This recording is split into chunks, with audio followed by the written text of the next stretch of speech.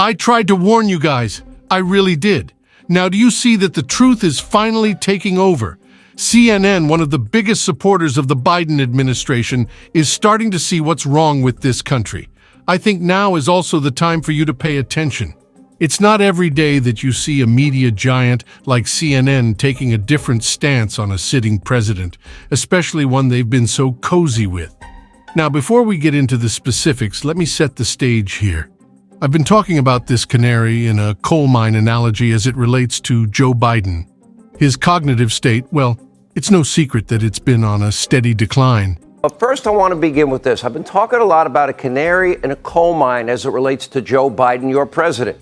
He does not know that tonight is Thursday. But for those of him around him that do know, watch closely, because some of Joe's biggest allies in the media mob, which is nothing other than an extension of the White House press room, they're now starting to turn on the man that they helped elect. Remember the Biden candidate protection program and the presidential protection program and deny that Hunter's laptop is very real program? Well, we predicted that when America's overpaid fake news journalists, they're really talk show hosts like me, except they're not honest enough to say so. And I said so, by the way. You know, they say they accurately are covering Biden's massive cognitive decline and corruption.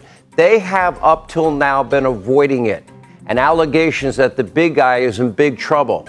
Buckle up, because now even fake news, CNN, is starting to tell a little bit of truth. They're beginning to even sound a little like yours truly. Take a look. This morning we have brand new CNN polling. The numbers, they're looking rough for President Biden. We've been talking about it all morning, and the fact that it could be a troubling sign for Democrats and the president's hope for re-election in 2024. There is no way to spin this. CNN reads the country's mood right now and finds that America is deeply unhappy with Joe Biden.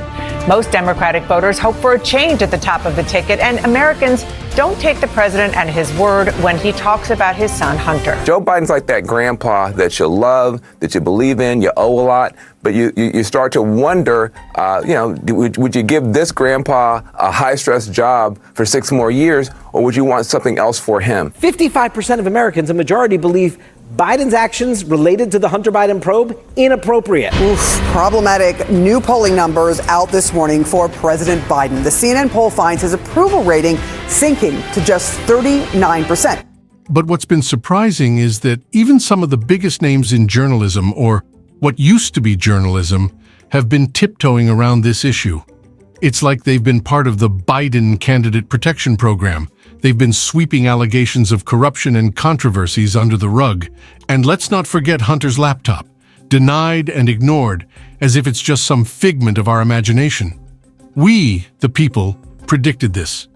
When you have journalists who are essentially talking heads, parroting talking points and avoiding hard-hitting questions, well, it was only a matter of time before the cracks started to show.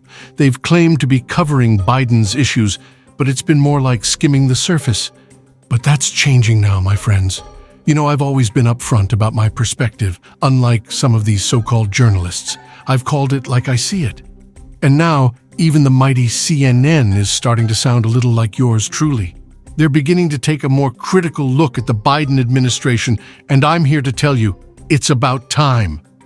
Because everybody with eyes to see knows that it is true. But for years, they just simply ignored what was transparent and obvious to every person. And that is, they did this to protect the big guy. And of course, obsessively, compulsively, hate Trump every second, every minute, every hour of every day, every week, every month, every year. Now, all of this despite a huge amount of evidence that Joe Biden committed really serious crimes. Then, of course, we have the Joe Biden bribery, money laundering allegations. Now we have photographic evidence of him meeting with some of Hunter's business partners, having lunch with some of them, Cafe Milano, oligarchs from Russia, Kazakhstan, elsewhere, 20 phone calls that Devin Archer talked about. We've got eyewitness testimony, we've got texts, we've got emails that Joe benefited financially from all this, and a very lengthy paper trail showing possible money laundering. My friends, let's not forget that our one and only Sean Hannity has been a relentless voice in the wilderness, warning us about the crooked ways of our pruny president from day one. Sean has never minced words when it comes to holding those in power accountable. Now, let me share with you some lengthy anecdotes that Sean Hannity has been pinning on the president. When it comes to highlighting Joe Biden's cognitive decline, Sean Hannity has been like a sentinel on the front lines. He's meticulously dissected the president's public appearances, pointing out instances where Biden struggled to articulate his thoughts clearly. Sean didn't just brush it off as a minor issue. He emphasized that a leader's mental fitness is paramount for making sound decisions for our nation. Now, let's talk about the border crisis. Hannity was at the forefront of exposing the challenges and complexities surrounding the border situation under the Biden administration. He didn't just report the numbers, he humanized the stories of those affected by the crisis. He spoke to the Border Patrol agents, local residents, and migrants themselves to provide a comprehensive view of the situation.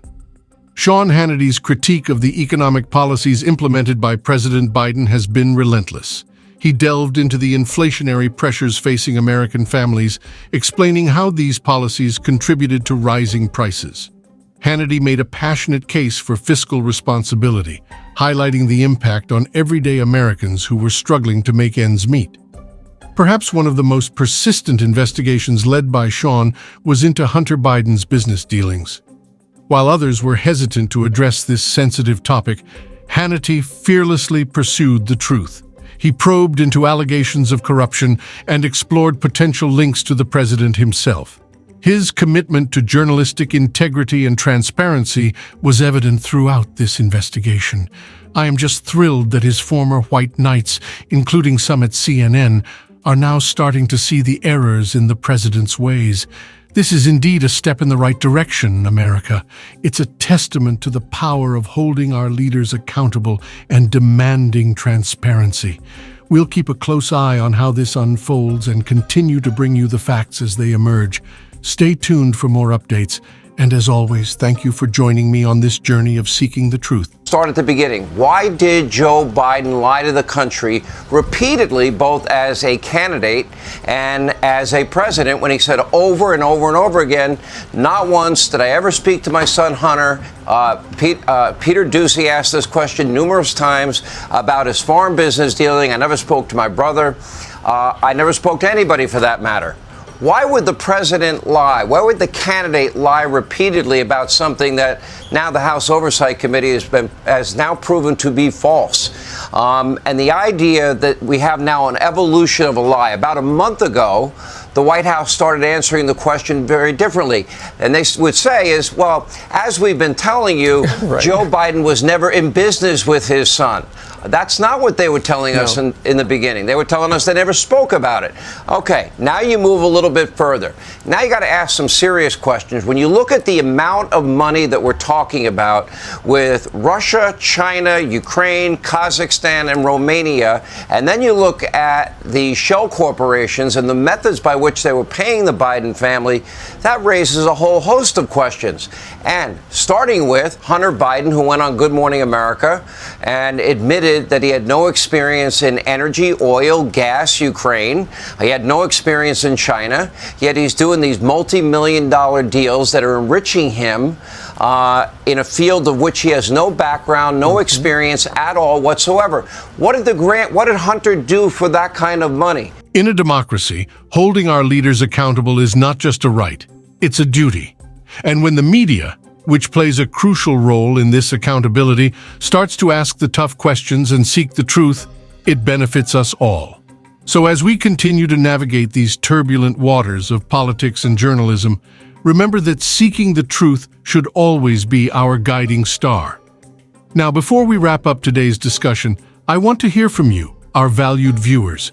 What are your thoughts on the recent shifts in media coverage, where even some staunch supporters of the president are beginning to raise critical questions? Do you believe this is a step in the right direction for journalism, or do you have concerns about the credibility of these changes? And as we're talking about accountability and transparency, I'd love to know your perspective on the issues we've discussed today, whether it's Biden's cognitive decline, the border crisis, inflation, or Hunter Biden's controversies. What do you think should be the top priorities for the media when it comes to holding our leaders accountable? Before we sign off, I want to remind you to stay tuned for more episodes of Red Alert. If you've enjoyed today's discussion and found it informative, please show your support by liking this video, sharing it with your friends and family, and don't forget to subscribe to our channel. Your engagement helps us continue our mission of bringing you the truth in these challenging times. Thank you for being a part of our community, and until next time, stay informed and stay vigilant.